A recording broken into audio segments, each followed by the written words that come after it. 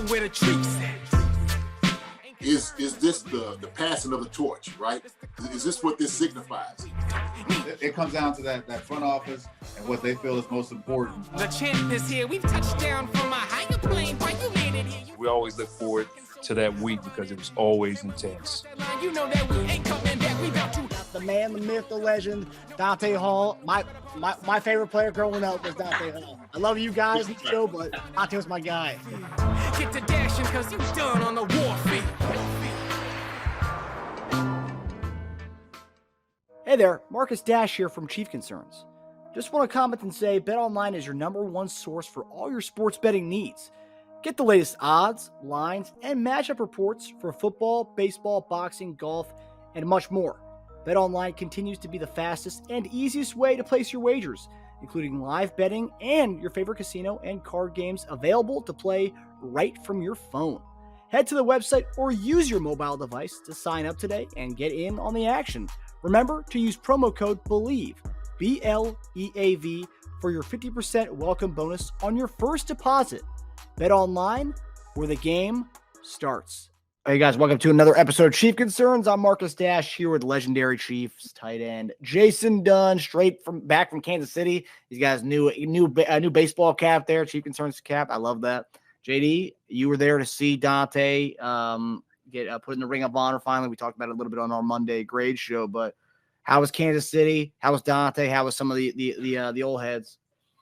I'll tell you what, man, everybody was beautiful. It's always good to come back and see everybody, see how everybody's doing. It's one thing to kind of talk to people on the phone, and text them, but to actually put your arms around them and conversation and hear their voice and see them face to face is always a beautiful thing. And so, we took the opportunity, man, to just enjoy and bask in this celebration with Dante and his whole induction. Dante did an incredible job up there speaking just about the Hunt family, his teammates, the coaches, obviously his family, his mother being a perennial part of his life, getting to where he was. And it was beautiful to kind of see from his perspective how he's seen things coming up. And so incredibly talented, one of the best ever, Dante Hall, man. It was a beautiful, beautiful sight. And so all the supposed old heads or, guys and, kind of young guys, because, with some guys that I had just missed, or a lot of guys. So in my era, some of the young guys, when I was seeing them, like Dwayne Bowe, Tom Lee, Derek Johnson, Jamal Charles, all those guys who was the young bucks coming in when I was parting my ways out, man. It was always good to see them, man, because you still look at them from the perspective of young guys, right? Yeah. And they was kind of talking to the kids about it. So it was beautiful. It was a good time, man. Good time. Yeah, I've seen some of the the speech that he gave, like I don't know where it was. It was kind of like looked like a little forum that he had. It was probably the night before the game where Dante gave a speech. They showed some clips of that on online. I saw some of that. Yes, sounded great. Yeah, we had like the ceremony over by the Founders Suite, and the south side of the stadium, which we always have. I've been there for several of these inductions. It's always a great time, beautiful time to see people. Just come in and just give the flowers to everybody that they deserve. And so, it's always amazing too to see the stadium, how much has changed. That's another thing. We always talk about that too. Like, man, look at this new part. Look at that new part over here. We just look at all the new things, man, the new toys that the guys got to play with, and deservingly so, man. But what was really cool though? What was really cool is I had a chance to catch up with a lot of the fans, guys and stuff like that follow us on Twitter, YouTube, and follow our page, and just to kind of run into them and talk to them. I mean, and just kind of, hug them up and like, oh man, it's so good to see you. And so that was really the cool part that I really, really enjoyed, seeing some really good people kind of talking back and forth about, hey man, when you get to the game, come see me. And I love doing things like that. We're regular people. We love seeing the fans and appreciation of it. And it was kind of weird, like when I was walking through like the corridor, I guess when I get around regular people, if I'm not in the crowd, I don't quite understand how big I am. Mm-hmm. I was walking through the crowd and I was like, oh my gosh, I'm like actually towering over everybody, you know. Mhm. Everybody's turning and looking to see who I was, and you Jason. I'm like, yeah. So no, it was cool though. It was cool. When they show that, I think on the Chiefs website they showed the picture from, I guess, when Dante gave his speech to everybody. But you can see that this whole group of people. Then like I see my man in the middle, all the way in the back. I like you towering over everybody. And those are professional athletes in there. yeah. Hey man, there's some towers over there for sure. Yeah, Like, skyscrapers. Yep, that gives you some perspective when it's to see how big you are with everybody. yeah, for sure. So JD, obviously there's some stuff to get into to preview the Week 8 game against the Denver Broncos. But there's, we got McCole Hardman last week, and there's some stuff that kind of getting out there as far as guys in the trading block. And I know some people just are done with hearing trades and stuff. But Treylon Burks, you commented on Twitter yesterday, but Treylon Burks is a guy that apparently Tennessee's fielding calls over right now. Yeah. There's some other guys, Hollywood Browns being talked about. But Treylon Burks is an interesting one because if you look at Brett Veach's history, he loves getting these first-round projects and kind of maybe guys that may not be gems for some, but diamond in the rough, he can find them, maybe take them and kind of cater them, and maybe they can be the guy that we thought they were going to be. I remember last year we were kind of questioning on, should we draft him in the first round? You weren't a big fan of him kind of fitting with Kansas City back then, but now we're talking if he can be had for like a 4th or 5th round pick. Would you be interested in a Treylon Burks? There's also guys like Hollywood Browns out there, but he's scheduled to make $13 million this year. So like maybe if Arizona fits the bill on that, then we'd gladly take him. But I think Treylon Burks would be a guy we could probably get for a 5th or 4th round pick. I mean, obviously, I don't know what they're asking for, but what do you make of Treylon Burks in our offense, and how would he fit? Man, to be honest with you, and I said this, my opinion of him has not changed since last year. I mean, he's a big receiver. We know he's got big hands. That was his whole thing, his gimmick coming in. He could stretch the defense, but as far as what we do scheme-wise, I just don't think he fits in our offense. And so when we're talking about skill set, we know he's a big receiver that can body things up. But our offense, and I've said this for the past few years, and I'm like, this offense is geared more for smaller, quicker receivers. It just is.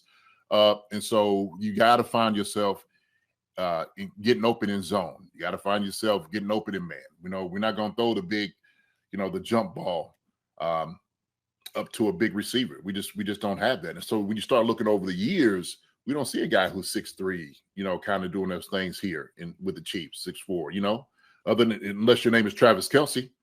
So Treylon Burks, man, not to mention, man, he's a project. We got enough project guys here. Okay, we got enough guys on potential, and potential is what they say. Potential is kind of success not earned. That's what it is. That's what potential is. It's success not earned. And so he's a project guy, man. He's a guy that you're going to put a lot of time in to try to get him to fit into this system, which I don't believe that he is not geared for. But also too, man, he's had injuries. We got guys who's got injuries history. So it would be more the same. And it would just be a bigger headache to bring a guy like that in. Now, you talked about Hollywood Brown. Hollywood Brown makes a little bit more sense. It does. Like you said, if they decide to eat a little bit more on that end, that's one thing. Hollywood Brown is a guy that we know can definitely stretch the defense. He's a smaller guy that can get open, make guys miss. And so he makes a little bit more sense. I think he's somebody that could fit into this offense. I hear that he's a hard worker. I think they say he's very, very smart. Just kind of hearing from different circles about who he is. Say he's a good guy. So I think, and that's all too, I talked about culture-wise. Can a guy like that fit in here? And he probably could. Another name I brought up is Curtis Samuels. Curtis Samuels is another guy that I think that I really like. He's been in the system with Bieniemy. And I said that we need guys here that's kind of been in the system. So, okay, we look at the coaching tree of Andy Reid, right? So, you got Nagy, who's back here. You got the enemy who's in Washington. Then you got Doug Peterson, who's down there in Jacksonville, right? And so when you talk about these guys, you will look for guys that's been in the same list system, has kind of the same terminology, the same concepts of what they're talking about of doing. So those guys make a lot more sense because they can make a transition faster and easier. Curtis Samuels is a guy I think has a lot of tools. He'll do a lot of different things, I really like him. I know a lot of people ain't high on it. They haven't really talked about it. He's at the same price point like MVS is. I mean, that's where his contract is about the same. And so production-wise, because you have Terry McLaurin and you have Dotson out there, it's a little bit tougher. It's a little crowded in the room trying to get the ball because one football going around. Curtis Samuels is a guy that's got a lot of ability. He's been hurt in the past, but I see him kind of getting better, developing, right? It was like one of those injuries you see him. He came back, but he's a very productive guy, very good receiver, strong hands, runs great routes. I like him a lot. I like his skill set a whole bunch. But yeah, man, when we talking about just different guys in the wide receiver position, those are some of the names I like. Treylon Burks is not one of them. He'd be on the bottom of my list, to be honest. I've seen some people make the comparison of Burks' kind of body type. I mean, obviously, if you kind of put his measurables and everything he kind of did in college and stuff. Mm-hmm. And also you could say that his play in the NFL may be kind of hindered by the offense that he's in. I mean, last year and this year, I mean, you got a combination of Ryan Tannehill, Malik Willis this year, Tannehill. He could be kind of limited by then also Hopkins' numbers have taken a hit also being in this offense this year with Tennessee. So, like, I mean, how much is it that the offense that he's in as far as kind of his development that's maybe hindering it, and you put him in an offense with Patrick Mahomes and Andy Reid. Well, someone made a comparison of kind of saying he's a similar body type, kind of big body guy, like, you know, like he's like a Debo kind of guy, you know, like kind of build wise. Mm-hmm. Do you see him? Someone said he's kind of like maybe a little shorter version of a guy like Rashee Rice. Very similar. He's a guy who can get yak. I mean, he's the kind of guy who would kind of eat in the middle of the field with Rashee Rice and Kelsey. And I've seen people say like putting him in a team with those two could actually be a beneficial thing for him and us, just having another guy who can kind of eat up in the middle of the field. I don't believe so. Like I said, he's going to be another project. To me, that just takes time. Is he not benefiting because of you got Ryan Tannehill, like you said, Malik Willis throwing the ball to him. But, you know, what I've seen in college, okay, and as far as like, does he fit, like I said, still going back to the scheme that we do, he doesn't necessarily fit what we do, right? He doesn't. So we have a guy like Rashee Rice who can do that position. Let him get the balls. Trying to bring a Treylon Burks, and then, you know, usually what you do with offensive schemes, okay, most schemes that you do is you try to find the pieces that actually fit into what you're doing, okay? You don't, you know, the schemes around like, okay, we got these guys, we're going to change up a whole scheme for these guys. That's not how it works. Just not how it works. You know, it's almost like trying to put me in a Porsche, you know, like one of the little bitty cars or one of those little clown cars. When I see big guys drive around, I'm like, why are you in that little car like that? Okay. But we're not trying to, you know, fit, you know, offense into the guy. Okay. You got to get the guy into the offense. But I just I'm really not a fan of Treylon Burks. I'm not. He's to me, when you brought him up, I was like, actually, I was like, heck no. That joker. No. Okay. And I look, he's a talented guy. He might be great for some teams, some different teams. I know there's a lot of schemes that he could play in that he will be successful. Okay. Definitely with a much better, more competent quarterback. Okay. I'm not a Tannehill fan at all. I would have rather had the other guy on the opposite end of it with DeAndre Hopkins trying to get him there, right? Yeah. But he wanted the bag. I get it. He wanted the bag. It's okay. I ain't got no problem with that. DeAndre Hopkins, though, could have definitely helped us out. He's a guy who would have been able to fit into any scheme that you get him in, right? So I heard it was, you know, a lot of things that I don't know. I don't know how true it is. Okay. I heard this. Okay. I'm not saying it's true. I'm not going to say it's from a Chief inside guy, but I heard that the Chiefs almost had the deal done. Like it was this close. Yeah. And I think maybe the deciding factor, this is just me talking. This is gossip right now. Okay. So don't take this as word, you know, as gospel. But part of the problem was he didn't want to practice. I find that hard to believe. He didn't want to practice like 3 days out of the week. Interesting. I don't know if that's true or not. I don't know. I don't believe that. That's just me running my mouth right now. So I mean, I read similar that the deal was close to being done, but then the OBJ contract came, and then he scrapped the deal that he had with Kansas City, and he was like, "No, like I want more close to that territory." And that's when Veach was like, "Nah, we're not doing that." Nah, man. I think. Well, I don't know. You know, like I said, these things are reports, so I'm not really sure. So that probably had something to do with it. But I think also too, because he realized that this is a championship team, he could take less to win a championship. He's got plenty of money. He's got plenty of bread. He's earned all of that. So I don't know, man. You know, like I said, it's fitting to the culture. He's a great guy. I know he mentors young dudes. But if he told me like, hey man, I if you could cut me down to practicing a couple of times a week, coach, I'm like, I got you. Don't worry about it. Come out here for one-on-ones, dress up. You need to establish something for the young guys. So, but enough about him. You know, we talk about Treylon Burks. My thing is, we're talking about wide receivers that would fit into this scheme. Burks just doesn't do it for me. He just doesn't. So you're more in the Hollywood Brown and Curtis Samuel camp. Hollywood Brown, yes. Curtis Samuels, somebody that is like I said, a smaller receiver that still, got some good size to him. May not cost a whole lot. There's no reason that you should just sell the farm for a guy. Yeah, I don't believe that. We never done that. Heck, we wanted to do that. We had a guy that we went down South Beach. Yep, we'll do that thing, right?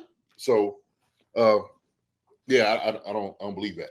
And here's the thing, though, because everybody keeps talking about the wide receiver, we have been winning. We're winning. Yeah, we're 6-1.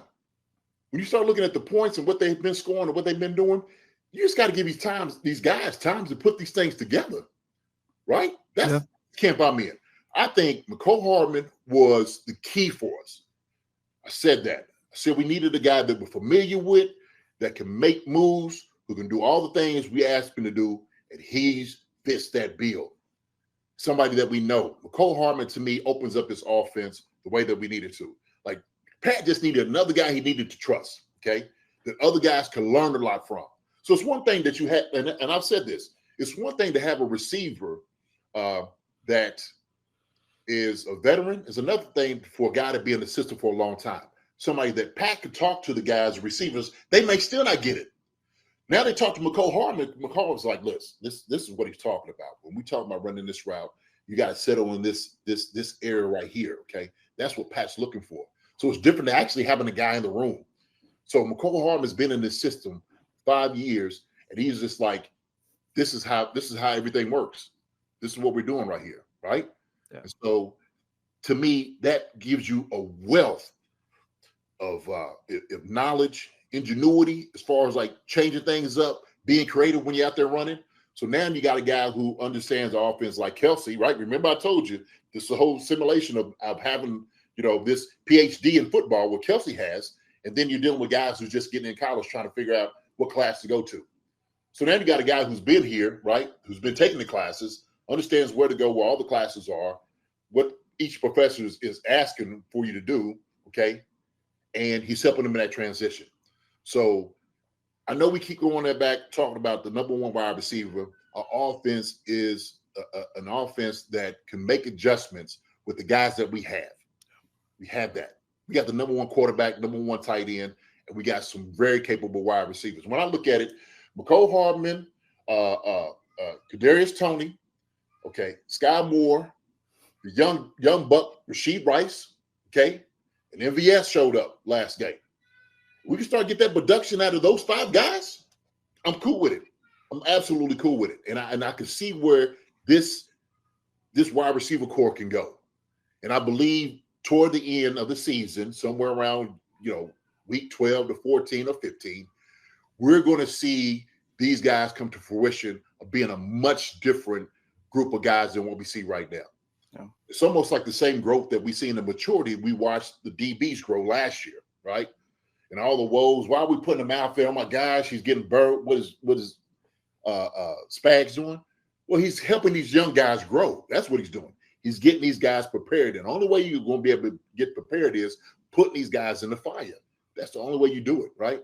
And it is trial and error. It's a lot of failure that comes with that. The failure part is happening now, but they learn it from it.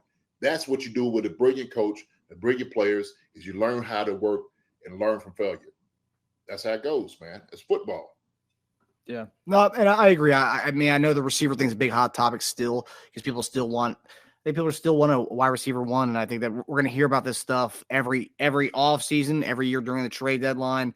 We're going to hear about possibly getting a wide receiver one. Not to say Treylon Burks is supposed to be a wide receiver one, but I know Veach likes finding deals. And if he can get a guy who was a first-round pick just a year ago for a fifth-round pick, he may jump on that regardless of fit and maybe trying to see if it can work out here just because we have Mahomes and Andy Reid. I don't know. But, yeah, I just think people have to kind of come to terms with we're not the traditional offense anymore. We have a wide receiver one. It's going to be a bunch of guys doing a couple catches here, a couple catches there every week. There's never going to be one guy outside of Travis Kelce. So yeah, and that's all right with me. You know why? Because we're still scoring points. We're still getting yards. We still have the best coach in the business as far as offensive mind. We still got the best quarterback and tight end. We got great running backs, okay, who are eating right now. So that adds up a whole different element to getting the wide receivers open, right, with Pacheco and those guys. Yeah. So I'm fine with that, man. I just, what works for some teams don't necessarily have to work for us, right? Yeah. Okay.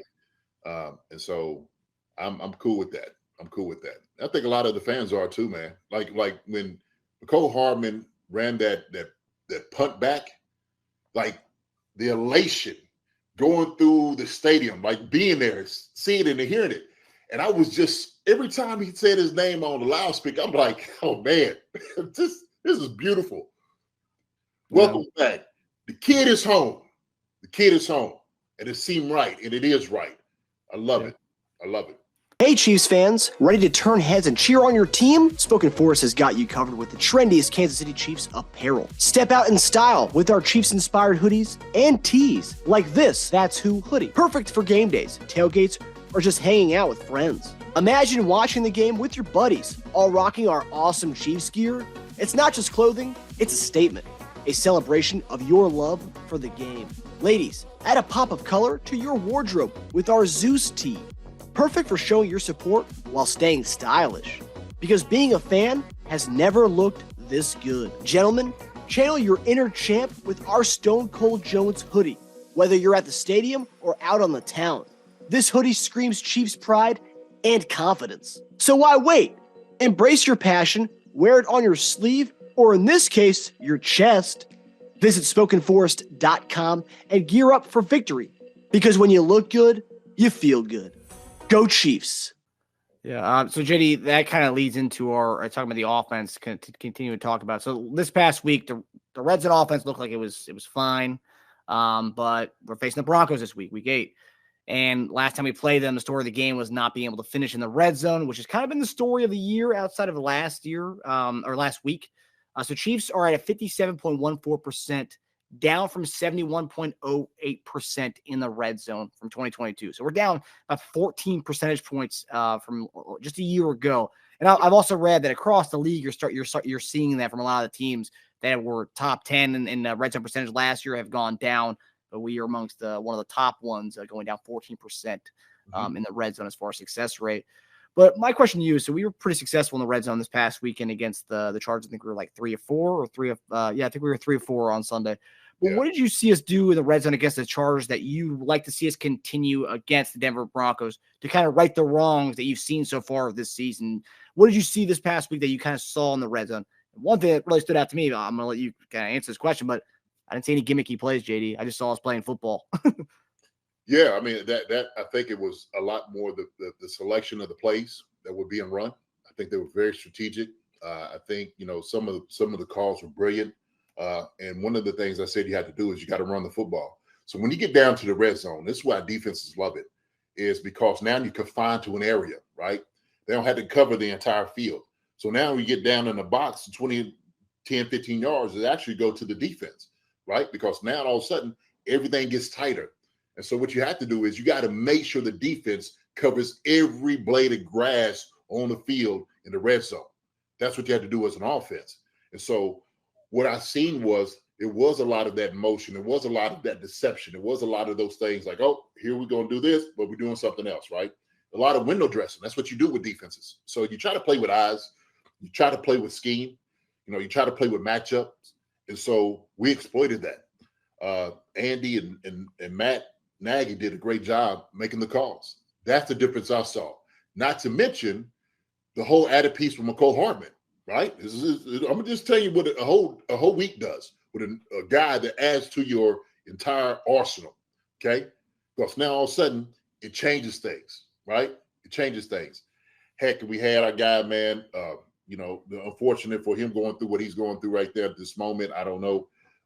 Justin Ross trying to throw something up to him. That whole thing, man, is just crazy in itself. But I think that's what ends up happening. You try to open up as much as possible because everything gets tighter. The windows get tighter. Trying to run the football gets tighter. It gets a little bit tougher down there. And so what you have to do is you got to take chances, man, but you can't be gimmicky. You can't just do those things, right? We ain't doing the whole, the ring around the roses thing like that, right? The snow globe. We're not quite there yet, okay? And we will get there. We're just not quite there yet. And so a lot of that is the trust. A lot of that is where you're not having the success that you had in past. You got to establish that. And so this was a good week, especially against a Chargers team, which is a very tough team that we played to score points. That's what you want to be able to do, score points. And so when you go against Denver, you just got to keep that thing going. That's what it is, and you work with percentages on how many touchdowns you should score when you're in the red zone, right? And so I got to have my man on here, Al Saunders, to talk. I seen him at the thing as well. And I was like, JD, I would love to come on your show. So I would just come in and just talk, offensive philosophy, man, and just blow people's minds. Because when Al comes in, he'll start talking about it.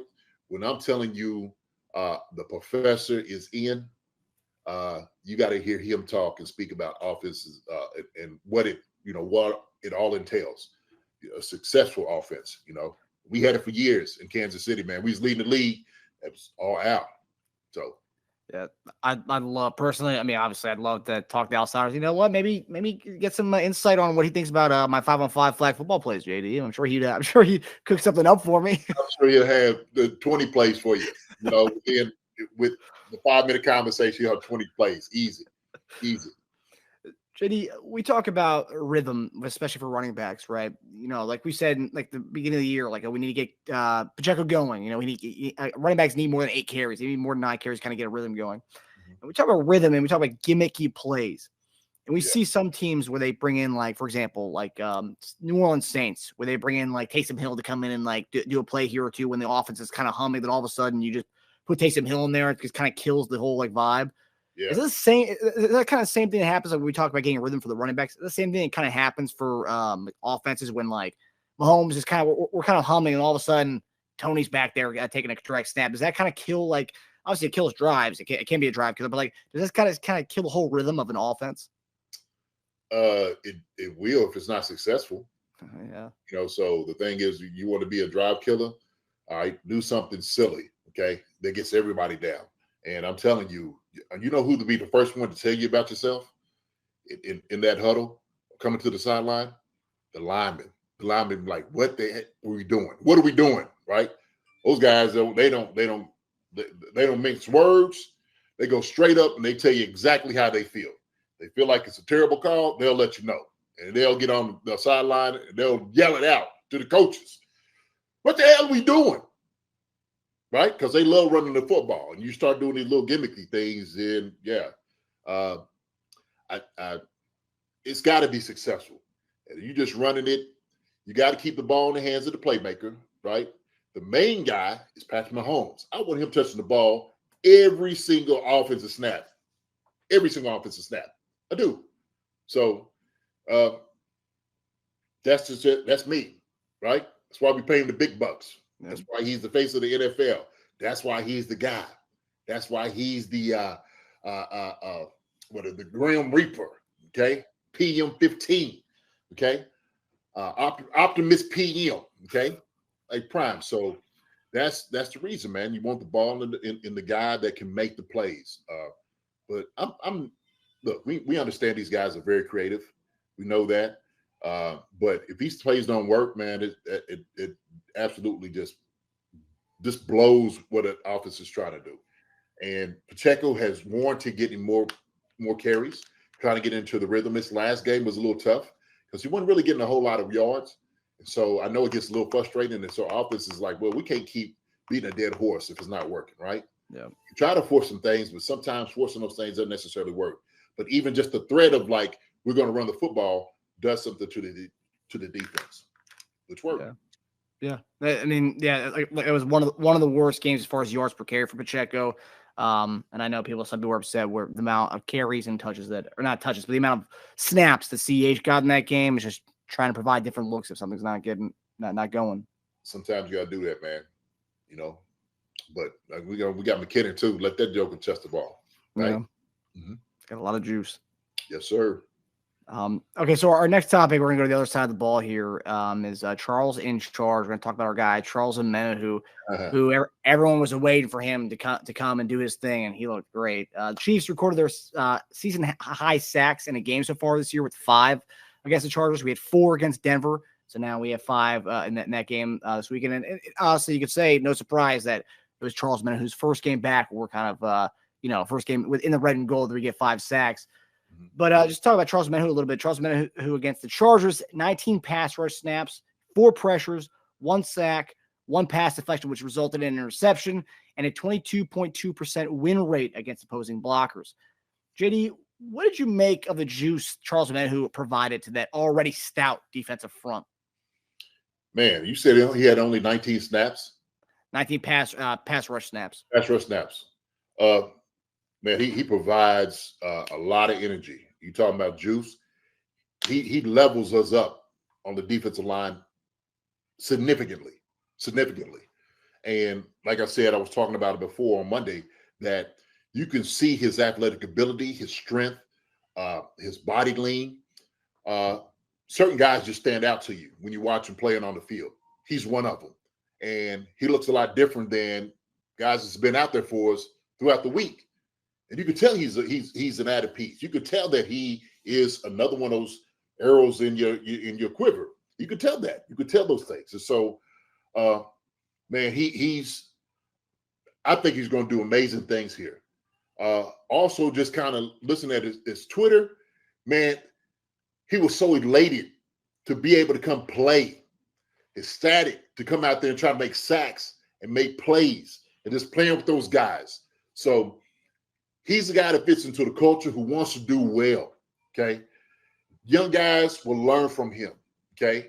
They will learn from him. And so he just brings a whole different energy to that defensive line, man, that we needed. We needed a guy like that. And I was so relieved to just see him out there on the field making plays. And he's going to be making more plays for us throughout this game, man. He'll get a sack this week against the Broncos. He'll get one. I guarantee it.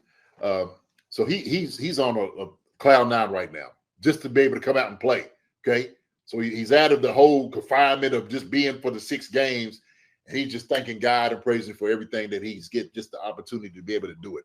So I'm here for all of it, man. I like Charles Omenihu. I think that was one of our best acquisitions during this offseason, if not the best acquisition for us this offseason, to be honest with you. And so you'll see, man. He's going to make our defense that much better. Let me put it that way, okay? He'll help free up Chris Jones, okay, because now Chris has another guy with a long dude who can play inside and outside. That's a good thing about his versatility too, right? So he kind of has like the body type like Chris. Not quite as big, but he's almost there. He's got a lot of that power. He's got a lot of that get off. He's got a lot of that speed and that craftiness that you need in a defensive end, defensive tackle when you need him to be. So, man, I'm here for every bit of Charles Omenihu out here playing. Every bit of it, man. He's enjoying himself. That was our highest priced offseason acquisition too. This offseason, everyone else is on like a more or less a veteran minimum type deal, 1 year, $3 million, and then he got 2 years. I think with 14 something. Well, now we had Jawan Taylor. That's right. That's totally forgot. Hey, don't forget about that joker making 80 million. That's true. Yeah, I totally forgot about that. It's 80 mil over on the right. Okay. Yeah, So, that's a good point, JD. play left tackle. Yeah, right. Yeah. Aaron Blow down here, 211. JD didn't lie. Omenihu is like that. JD, talking about just popping off at you, like just seeing Charles Omenihu on the other side of the ball. Like, I mean, right away you could tell there's some added juice on that D line.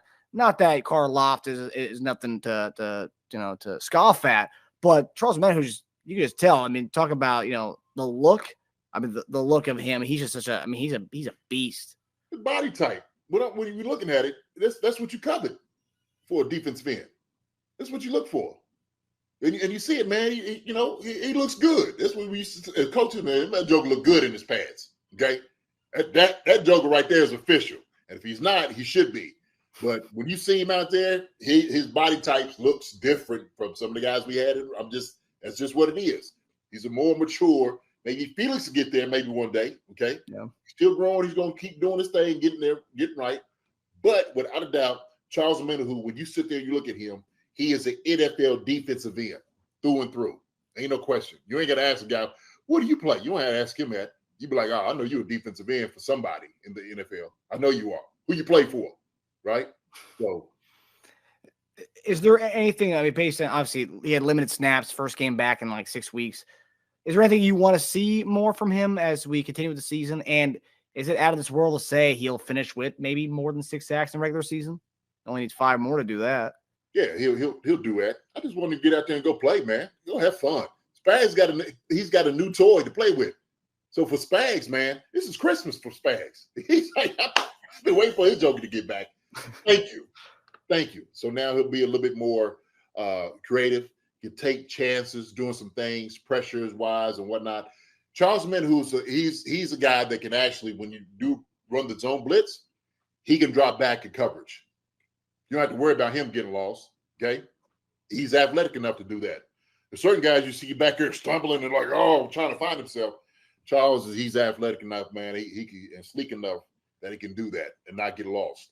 So that's another added bonus for Spags, because I know he likes doing that. Yeah. This is a change up, though, obviously quarterback's off. But yeah, man. Now I just want him to go out there and have fun. Go play. So go play. With a guy like that, man, you just break the chains. Just break the chains. Reminds me of that dude, what's that on 300? They had that big old monster that came in with the have you seen the movie 300? The first one? Yeah. Remember they had the dude in monster had the chains on and they broke it. He's like, yeah. That's what you have to do. The Cyclops? Yeah, well, he had 2 eyes, but yeah, he actually became a Cyclops because what's the name? Leonidas put a spear in his eye. But yeah.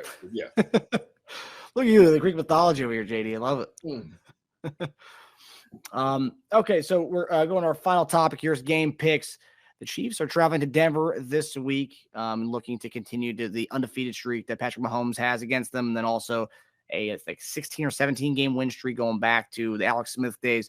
But the Chiefs are an 8-point favorite at Denver, JD. Who do you have, JD, and what is your score? So I have right now, I have 35-17 Chiefs. Okay. Damn.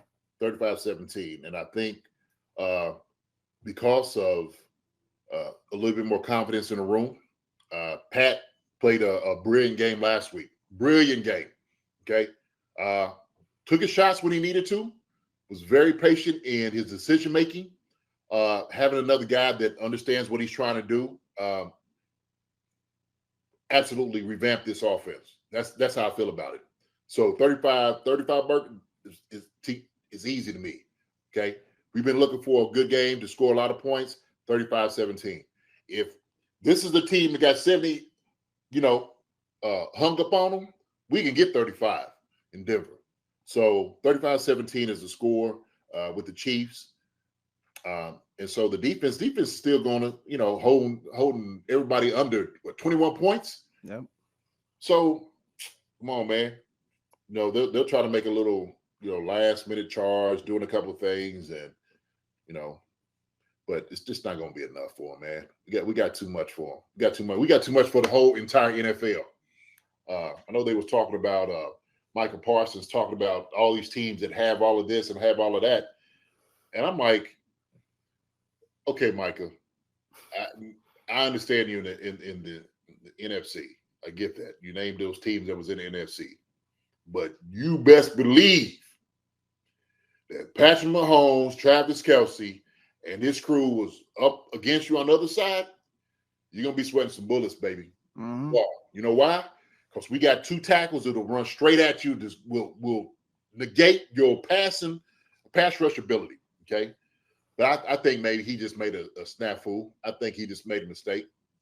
Oh, the Chiefs is that. Okay, all right, you can say that if you want to. Everybody can keep sleeping. You want to sleep on the Chiefs? Keep sleeping, okay? So we ain't worried about none of that. He hasn't played against Patrick Mahomes and the Chiefs enough to know how petty the team is, because they'll keep that little screenshot of his podcast, and they'll hold it in the locker room, hoping they don't play us in the Super Bowl, because they're gonna be touting that thing all over all of those 2 weeks before the Super Bowl. So man, them jokers ain't making it to the Super Bowl, man. Yeah, I don't know. We got Bullsaws on the other side. They ain't gonna make it. I know. I love how he's coming out with this just a week after they narrowly beat the Chargers, and we took care of business pretty handedly against the Chargers. And I don't know. I don't understand. Yes, without a doubt. But that's all right. It's just his opinion. That's cool. Ain't nothing wrong with it. No. We'll ride with it, baby. Be all right with that. Okay. Yeah. We have no concerns. Zero. None. No concerns. 8-9 right here. We have no concerns whatsoever with anything else, baby. That's what it is. Yes, sir. Yes, sir. All right, guys. Well, that does it for us. Thanks for tuning in to Chief Concerns.